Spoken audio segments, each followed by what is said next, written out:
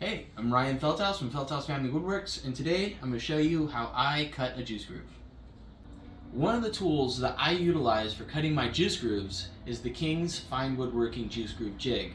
This jig is really awesome because it's size adjustable, so that way I can cut multiple types of boards in multiple sizes, all utilizing this one solid jig. So before we get started, I want to set up my juice groove station in an area that I can have a lot of access to all sides, so that way I can have ease of motion, because one of the most important aspects of cutting a clean and burn-free juice groove is having fluidity in your motion. So right here I have access on both sides of the table, so I can bring my router around, bring it this way, and I can have nice fluid motion that'll give me the best results. So now let's get our piece fastened into the jig. As you can see, the adjustable aspects of this jig happen really quickly, and it just really makes the whole process a lot easier. You're also not screwing down walls to your assembly table, poking holes in your table. I really recommend this jig. There you go, sets up. Make sure that all your knobs are locked in. Bam. Now we're ready to go.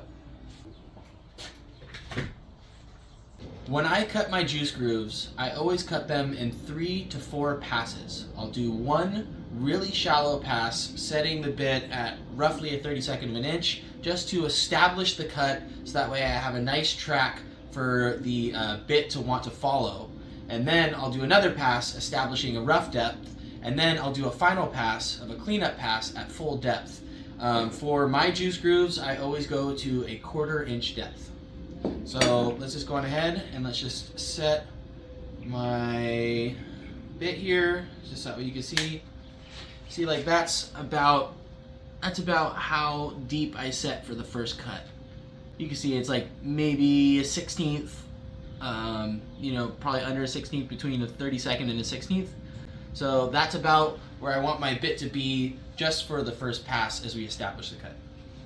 Before we make our pass, I want to talk about where to start and which direction to rotate your router while you're cutting. So in my experience, all routers that I've ever came in contact with rotate counterclockwise. So when you have the router in this orientation, you want to go in the clockwise direction, so that way you're working against the router bit and not doing a climb cut. So what this is going to do, if you're going in the clockwise direction, it's actually going to want to naturally push the router towards the wall. If you're going in the other direction, the router is going to naturally want to push away from the wall. So it's really important that you're going in the correct direction. Again, like I said, I've never experienced a router rotating in a clockwise direction. I always have seen them in counterclockwise, so that means that you go in a clockwise direction when you have it in this orientation. Next is we want to talk about where we start on the board. So I always like to start somewhere in between this field right here on my left-hand wall, because then I'll go from here, and it's just kind of like my most natural motion is in this way. So I like to start here. And one thing is, you don't ever want to start right in a corner.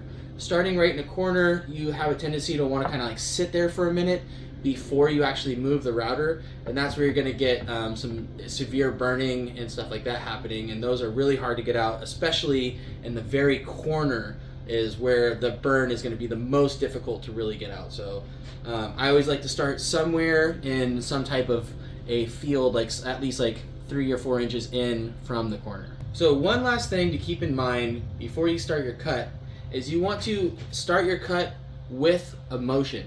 So you don't want to like just plunge it in, stop, and then start going.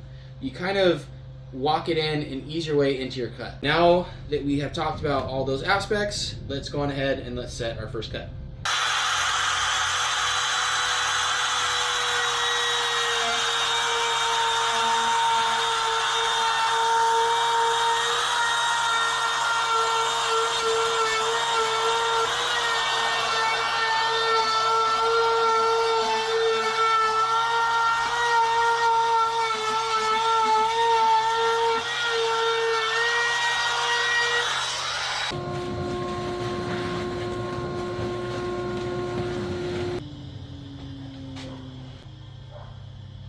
Alright, so now that we have the cut established, we're going to move over and set our router for the rough depth. So I have my combination square set at 1/4. So I'm going to bring my bit to roughly a 16th to a 32nd below that. So I have the bit set to roughly 1/16 shy of my final depth, and that's just for establishing my rough depth. So now we're going to do the same thing where I'm just going to walk the bit down as I'm moving forward.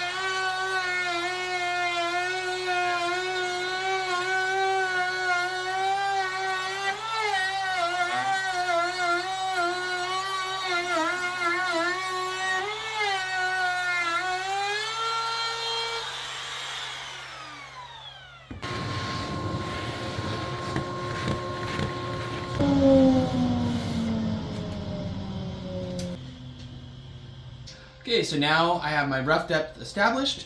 I'm going to go over, adjust my router one more time, and bring it down to my full 1/4 inch depth. About right there. Just double check it. Good. So now I'm at my full 1/4 inch depth, and let's go and let's make our last pass. And one thing to remember when you're making this last pass is this is where you really want to focus on that clean fluidity of your motion, especially when you get into the corners, making sure that when you hit those corners you're moving right away, because you don't want to sit in those corners, and you don't want to stop really anywhere. The more fluid and the more continuity you can have in your motion, the better your end result is going to be. And this is kind of why I will walk up to my full depth, is because the router is going to be working a lot less hard, cutting a 1/16 of an inch just to get that really clean motion. And it's also going to kind of free you up and not make you feel so stressed about, cutting a full depth and getting a clean pass all at once. Alright, so now we're going to make this cut. I'm going to go through once, trying to be as fluid as possible, and then I'm just going to follow through again and really focus on that fluidity to make sure I get a nice clean pass.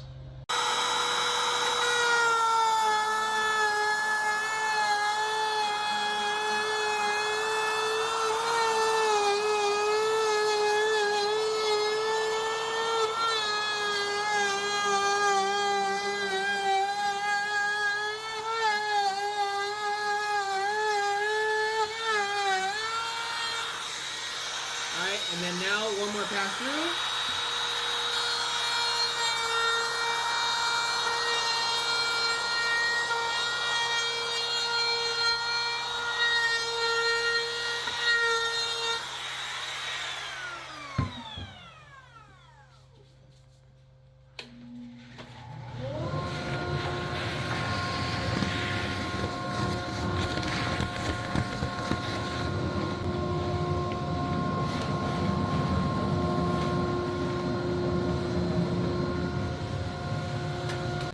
So one thing I should mention, a lot of people ask me about, is why do I rotate my router while I'm cutting the groove? And that's only because my router base plate has this notch in the back, and so if I don't rotate it, that notch will hit the wall, and that's going to be a much narrower cut to the wall surface. So I have to rotate the router to stay on the radius. So that's the only reason why I do that. But there you have it. We have a really nice, clean, consistent juice groove. I didn't actually get a single burn anywhere. So there you have it. This is how you cut a juice groove. I hope you enjoyed the video. If you have any more questions, please feel free to ask. You can write us or say something in the comments. I'll do my best to get to everyone. Yeah, appreciate you guys. Thanks.